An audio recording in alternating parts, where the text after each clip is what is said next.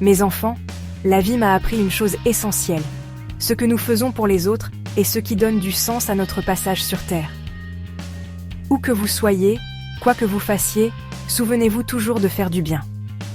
Une parole gentille, une aide inattendue, un sourire, tout cela a le pouvoir de changer une vie. Promettez-moi que vous vivez selon ce principe. Les enfants se regardèrent, chacun touché par la profondeur de ses paroles. Un silence respectueux s'installe, comme pour absorber la portée de ses mots. Mère, je te promets que je planterai des arbres. Là où la terre est stérile, je sèmerai la vie. Chaque arbre portera ton souvenir, offrant ombre, fruits et refuge à ceux qui le feront après nous. Je continuerai d'apporter la vie et de soulager les souffrances, Mère. Chaque enfant que je mettrai au monde sera un hommage à tes paroles. Je soignerai non seulement les corps, mais aussi les âmes, là où la douleur est la plus profonde. Je promets de faire sourire tous ceux que je croiserai, Mère. Dans ce monde si souvent sombre, je ferai de ma vie une lumière. Si une seule personne retrouve la joie grâce à moi, j'aurai accompli ma mission. La vieille femme les regardait un à un, les larmes aux yeux. Elle pose une main montée sur son cœur.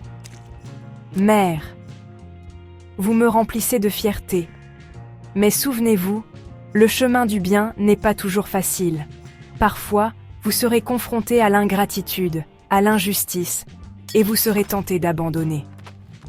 Pourtant, persévérez, car le bien que vous faites, même s'il semble invisible, revient toujours, d'une façon ou d'une autre.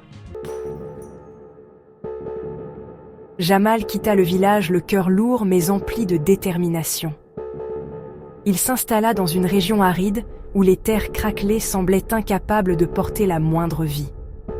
Il commença par creuser à la main, jour après jour, avec une patience que seuls les rêveurs possédaient.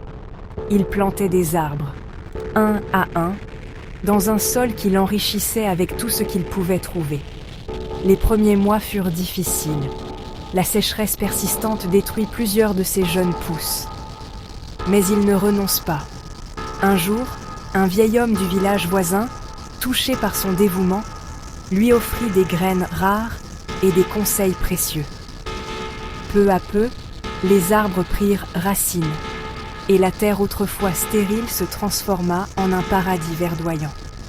Les voyageurs de passage s'arrêtaient sous les ombres bienfaitrices des arbres pour se reposer. Les fruits nourrissaient les villageois, et les enfants jouaient parmi les vergers. On surnomma Jamal le semeur de vie, et il souriait à chaque fois qu'il pensait aux paroles de sa mère. Aïcha retourne à son poste de sage-femme, mais elle ne s'en contenta pas. Elle décide d'apprendre davantage pour devenir guérisseuse.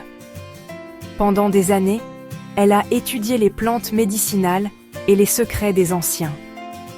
Dans son petit dispensaire, elle accueillait les femmes enceintes, les malades, et même celles qui ensuite chercheraient simplement un mot de réconfort. Elle avait une manière unique d'écouter, de poser sa main sur celle du patient, comme pour partager un peu de sa force intérieure. Un jour, une jeune fille lui demanda « Jeune, Pourquoi fais-tu tout cela, même pour ceux qui ne peuvent pas te payer? Parce que le bien se donne sans attendre. Ce n'est pas une dette, c'est un cadeau. » Son nom est devenu connu dans toute la région. Des gens parcoururent des kilomètres pour la voir. Elle disait toujours que c'était l'héritage de sa mère. Yacine prend la route, son cœur léger et son esprit ouvert. Il n'avait ni plan ni richesse, mais il avait une énergie contagieuse et un talent pour raconter des histoires. Dans chaque village qu'il traversait, il organisait des spectacles improvisés. Avec une voix éclatante et une gestuelle vive, il captivait son auditoire, faisant rire les enfants et apaisant les tensions des adultes. Un jour, il rencontrera un vieillard assis seul sous un arbre. Le visage marqué par la tristesse, l'homme lui confia « Je n'ai plus personne, mon fils. La vie m'a tout pris. Alors je serai ton fils aujourd'hui.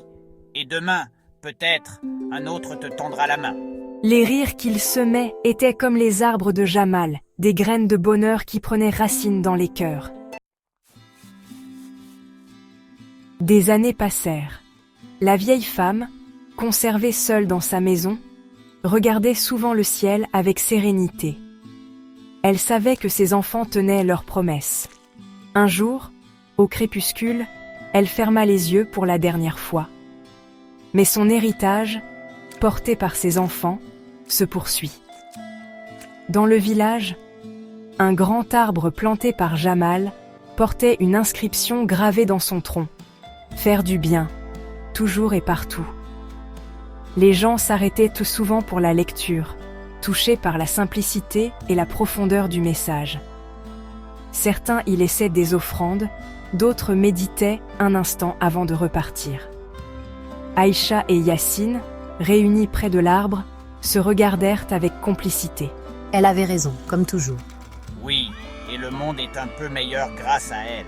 Et dans le souffle du vent, ils entendent cruront la voix de leur mère murmurer « Continuez mes enfants, continuez ».